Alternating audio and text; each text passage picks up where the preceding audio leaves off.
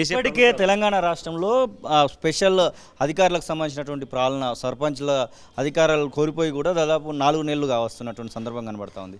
ఇంకొక 8 నెలల లోపల ఒకవేళ ఎలక్షన్స్ నిర్వహించకపోతే దానిపైన కేసులు కూడా పడడానికి అవకాశం ఉంది. ఈ యొక్క ప్రాసెస్ ఏది జరిగినా కానీ ఈ మధ్య కాలంలో జరగాలి, లేదు అంటే లోకల్ బాడీ ఎలక్షన్స్ నిర్వహించడానికి ప్రభుత్వమే పూనుకునేటువంటి పరిస్థితి క్రియేట్ అవుతుంది కదా. సమయానికి లోకల్ బాడీ ఎలక్షన్స్ నిర్వహించేటువంటి అవకాశం ఉంది. గతంలో ఇదే విధంగా సర్పంచ్ల కాలపరిమితి పోతే 6 నెలలు స్పెషల్ ఆఫీసర్ పాలన ఉంది. 6 నెలలు ఎలక్షన్ చేశారు. ఇలా కులగణనకు సంవత్సరం సమయం అవసరం లేదు, 2 నెలల్లో జరపవచ్చు. ఈరోజు జూలై ఆగస్టులో కులగణన అయిపోతుంది. సెప్టెంబర్లో రిజర్వేషన్లు పెంచుకోవచ్చు. సెప్టెంబర్ చివరి వారంలో నోటిఫికేషన్ ఇవ్వచ్చు. అది అక్టోబర్లో ఎన్నికలు కంప్లీట్ అవుతాయి. అనుకున్న సమయానికి సవ్యంగా జరుగుతుంది. కాబట్టి ఎవరి మాటలు వినకుండా ప్రభుత్వానికి కమిట్మెంట్ ఉంది. రేవంత్ రెడ్డి గారు స్వయంగా మేము కలిసినప్పుడు చేస్తానని హామీ ఇచ్చాడు. ఒక బీసీ కమిట్మెంట్ ఉన్నటువంటి మంత్రి పొన్నం ప్రభాకర్ గారు ఉన్నారు.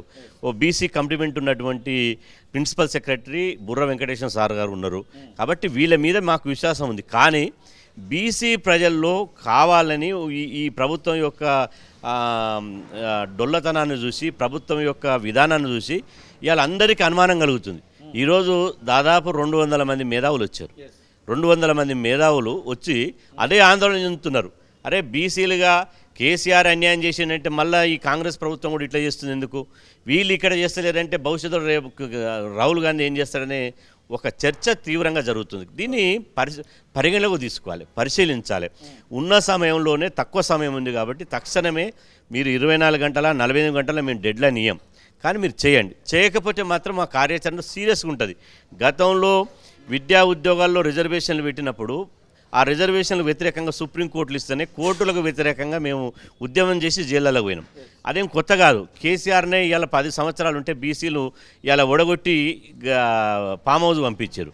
కాబట్టి బీసీలుగా ఇవాళ 60% జనాభా ఉన్నాం కాబట్టి మేమేం ముఖ్యమంత్రి పదవి అడగడం లేదు, మంత్రి పదవి అడగడం లేదు. మేము అడిగేది మా కులాలు ఎన్ని లెక్క పెట్టండి. జంతువులను పులులు సింహాలను లెక్క పెడుతున్నారు, బీసీలను లెక్క పెట్టమని మేము అడుగుతున్నాం. లెక్క పెడితే ఆ మర్యాద ఉంటుంది. లెక్క పెట్టకపోతే మాత్రం మీ ఇష్టం. జరగాల్సినటువంటి కార్యాచరణ మీకు ఇప్పుడే ప్రకటించడం జరిగింది ఆ సమావేశంలో. ఆ కార్యాచరణ ప్రకారం మేము వెళ్ళిపోతాం. మనతో పాటుగా గణేష్ చారి బీసీ సంఘాలకు సంబంధించినటువంటి జేఏసీ నేత కూడా ఉన్నారు.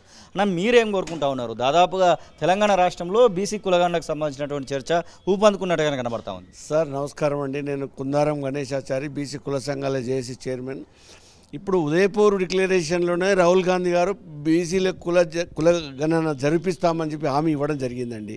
ప్రతి పార్లమెంట్ పరిధిలో 2 అసెంబ్లీ స్థానాలు ఇస్తామని కూడా చెప్పారండి. అదేవిధంగా కామారెడ్డి మీటింగ్లో మా తెలంగాణ రాష్ట్రం కూడా చెప్పారండి. ఆ మాట మీద నిలబడాలి. మరి ముఖ్యమంత్రి గారు మా అధ్యక్షుడు గారి ఆధ్వర్యంలో మేము కలిసినప్పుడు 2 సార్లు కలిసాం సీఎం గారు. అప్పుడు బీసీ కులగణన జరిపిస్తామని చెప్పి హామీ ఇవ్వడం జరిగింది. దానికి జీవో కూడా ఇవ్వడం జరిగింది. దానికి 150 కోట్ల రూపాయలు కూడా విడుదల చేయడం జరిగింది. ఇదంతా జరిగినాక ఇంకెందుకు జాప్యం చేస్తారో అర్థమవుతలేదు. ఏమంత పెద్ద పని కాదండి. ఎందుకంటే మేము ఊరుకోము ఇప్పటి నుంచి. ఎందుకంటే మాకు అన్యాయం 70 సంవత్సరాల నుంచి మాకు అన్యాయం జరుగుకుంటూ వస్తుంది.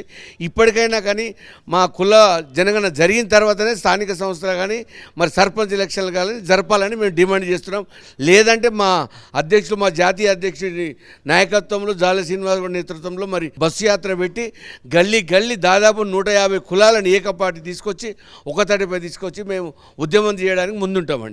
Thank you. ఇది ఆ పరిస్థితి. దాదాపు తెలంగాణ రాష్ట్రంలో ఉన్నటువంటి బీసీ జనాభాను మొత్తం కూడా ఏకం చేస్తాము. మొత్తం రాష్ట్ర వ్యాప్తంగా ఉన్నటువంటి అన్ని జిల్లాలను కూడా బస్సు యాత్ర చేపడతాము. ఇక హైదరాబాద్ కేంద్రంగా లక్షలాది మందితో మా యొక్క బల ప్రదర్శన కూడా చేస్తామనేటువంటి మాట బీసీ సంఘం జాతీయ అధ్యక్షులు జాదుల శ్రీనివాస్ గౌడ్ చెప్తున్న పరిస్థితి. ఇక చూడాలి మరి అసెంబ్లీ సాక్షిగా వేసినటువంటి ఆ కమిటీ ఇంకా ముందుకు వెళ్తుందా? పొన్నం ప్రభాకర్ నేతృత్వంలో ముందు వరకు సాగి కులగణన జరిగిపోయి ఇక బీసీలకు 42% సంబంధించినటువంటి రిజర్వేషన్ లభిస్తుందా? ఆ తర్వాతనే లోకల్ బాడీ ఎలక్షన్స్ జరుగుతాయనేది చూడాల్సినటువంటి అవసరం అయితే ఉంది. కెమెరా పర్సన్ సతీష్తో శ్రీనివాస్, తొలి వెలుగు, హైదరాబాద్. అసలైన తొలి వెలుగు. ఫాలో వాట్సాప్ @తొలి వెలుగు అఫీషియల్.